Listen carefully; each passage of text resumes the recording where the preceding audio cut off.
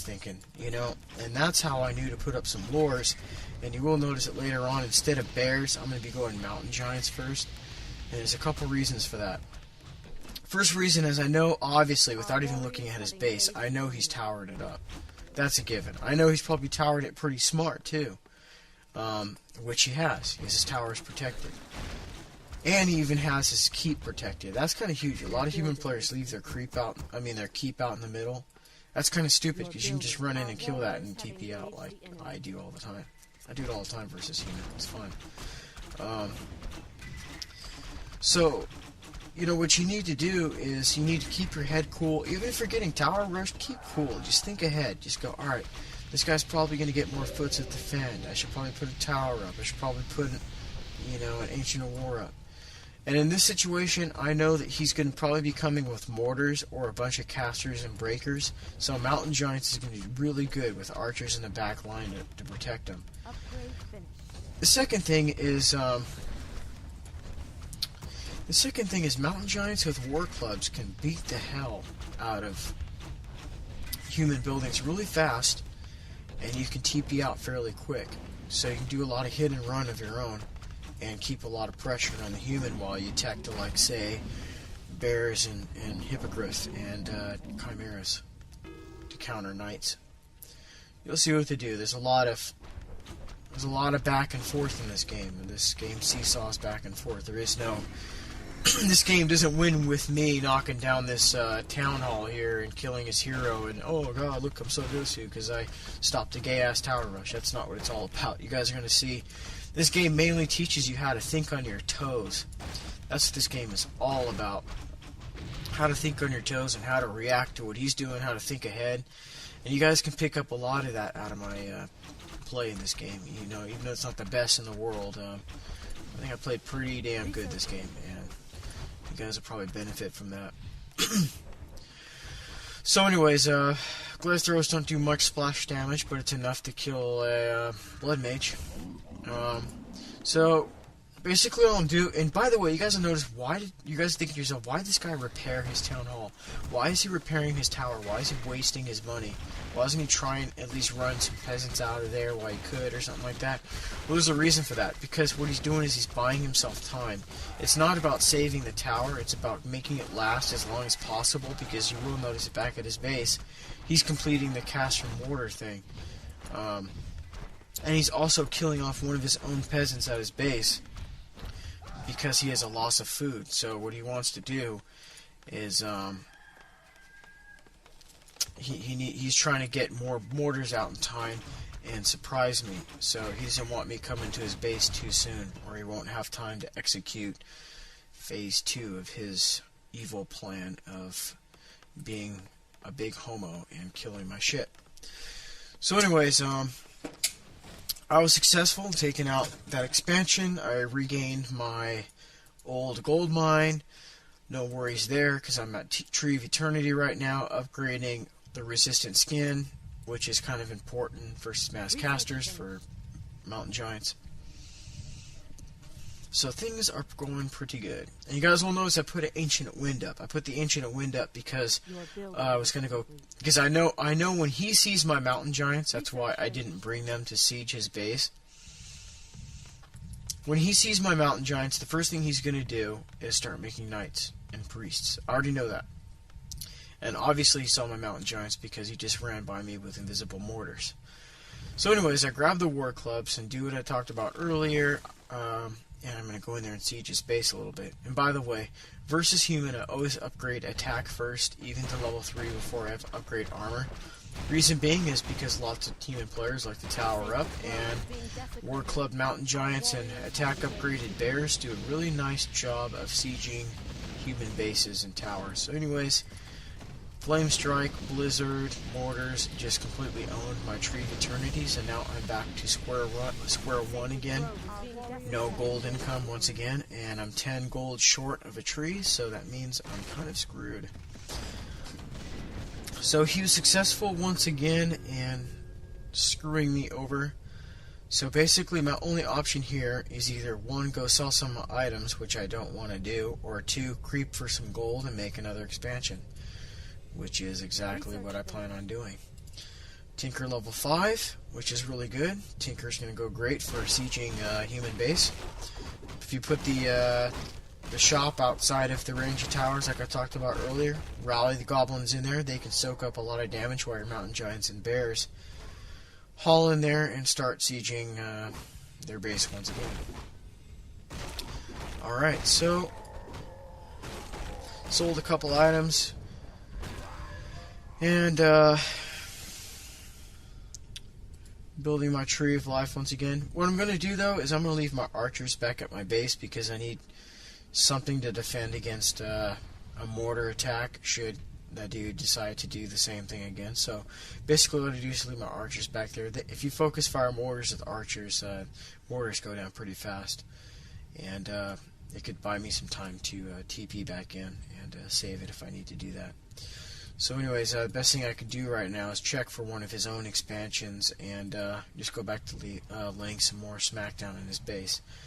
So he's doing the smart thing right now. He can't really go back and attack at this very moment, so he's just going to creep a little bit, see if he can level up his heroes to level 3 so he can do a little more AoE damage.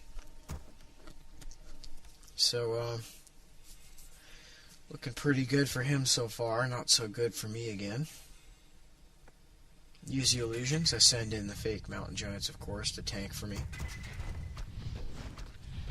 And basically what I'm trying to do is, number 1, siege his base. Number 2, trying to get Goblin. That's a huge thing. One thing that's really nice about the ultimate upgrade for Goblin is, number 1, versus human, Stormbolt and Flame Strike and all that crap is not going to hurt the Tinker, and neither will spells.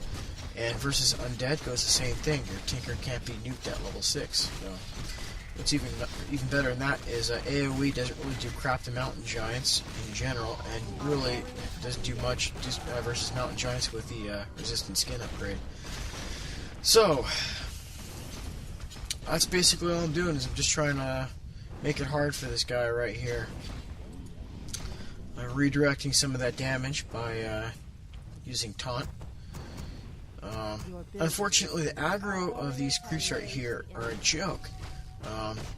It's like with the F. Basically, check this out. Look at that taunt right there. Really good taunt. Save my glaive thrower. I'll go to. Damn, I'm good. So, anyways, I really wasn't able to do much at that point. I think all I did was damage a lot of his buildings. But then again, he didn't do much to me either. He didn't kill any units. Basically, all I did was I bought myself some time, which I damn well needed.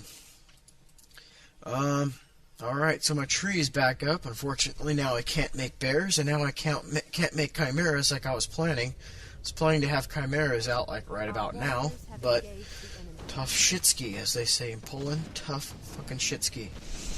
So, back to Plan 1. I used my Ancient of War as a scout. I just kind of put it there because I was expecting mortars again or something like that. And that's what he has. But anyways, I caught him in the act. So now I'm just going to try and own a couple of these mortars real quick to see if I can get a few more experience points. He did slow my damn Tinker, and that sucks. I really wanted the death of that mortar team right there. So anyways, I'm kind of traveling a little too far. You don't really want to be all in here. And now he's siphoning up my mana from the bastard blood mage. Alright, so I know that there's not much I can do in this situation. He has mortars, and I'm not really going to be successful in taking any of these buildings down. So, back to home I go. No point in creeping, as I'm already level 5, unless I wanted some more items, but at level 5 you might as well be harassing a lot more than you are creeping. So, a little common sense. So far this has been one hell of a unique game. I mean, we got to see glaive throwers, archers, mountain giants, mortars, towers, casters, a blood mage. You don't really see that too much anymore as a second hero. You sure as hell don't see Tinker that much. and I can't remember the last time I actually used a glaive thrower. I think the last time I used a glaive thrower was called a ballista. I mean, that's how fucking long it was. So, he has knights out finally, and I believe, oh, he's upgrading Master Priest, I think. Yep, he is. That will give him the inner fire and all that imbalance crap. So he's being pretty smart. He knows I have mountain giants and archers and mortars and casters and knights. Own the shit out of that. So I need to get my Tree of Ages back up so I can make some bears. I'm in a really bad situation because I should have had the counter to those knights, and I should have had some chimeras a long time ago. So the best thing I can do is really just keep harassing, and hopefully I can buy myself the time I need. Unfortunately, this guy's returning from creeping, and I made a huge mistake. Don't ever lay a pocket factory in your opponent's army unless you know that they're not going to focus it, or you want them to focus it to buy you more time, because it has medium armor. Knights just owned it in like 2 seconds, and I just gave them free experience, so that was pretty stupid. So I wouldn't really do that if I were you guys. And another thing, there's not much mountain giants are going to do versus knights. Most will get the hell out of there. And so that's what I do. You know, I might be able to pull off a victory if I get behind my ancients and use my archers to my advantage, but I think he's pretty smart. He's not going to run in there. He knows he has the advantage. Why ruin it right now? You know, he's already putting up an expansion. So it's one thing to press, you know, your hand if you have the advantage. Good little poker trick, you know, if you have an advantage, just lean on your opponent and soon he'll fall. But the counter to that is you can lean on your opponent, but make sure he doesn't step out of the way so you won't fall on your own face. So be kind of smart. Don't throw away a good advantage by getting sloppy because you have a lead. I mean, I've made that mistake tons of times. You know, I start kicking the crap out of my opponent, then I'm getting kind of sloppy. You know, I start fooling around. I'm not really paying attention. You know, I send my units in kind of blindly because, you know, I know I have such a huge advantage. Next thing you know, you lost, and then you're just totally kicking yourself in the ass. So don't make that mistake. So anyways, mortars and knights, you know, he's just doing a little creeping right now. I don't know why. I mean, he could be harassing a little bit. Maybe he just needed some items. Maybe he's getting kind of sloppy like I talked about. He figures he's got a really good advantage right now. He's just probably creeping and buying himself time, I guess, or whatever. He thinks he's in a comfortable situation. But while he's getting comfortable, I'm getting bears. So whatever works. I don't know. I still might be able to defend myself pretty well if I was to use my wisps to my advantage and detonate his inner fire, detonate his heroes and your casters, and focus his knights one by one with archers, and taunt, factory, maybe. Who knows?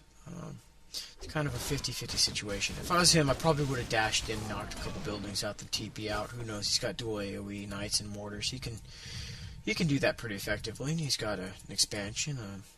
He could use that to his advantage. So anyways, I was kind of expecting him to attack. I mean, that's why I used Roar, and I'm just kind of posting here because, you know, it's all about knowing what your opponent's going to do before he does it that wins you games. I just didn't expect him to fuck around so much right here.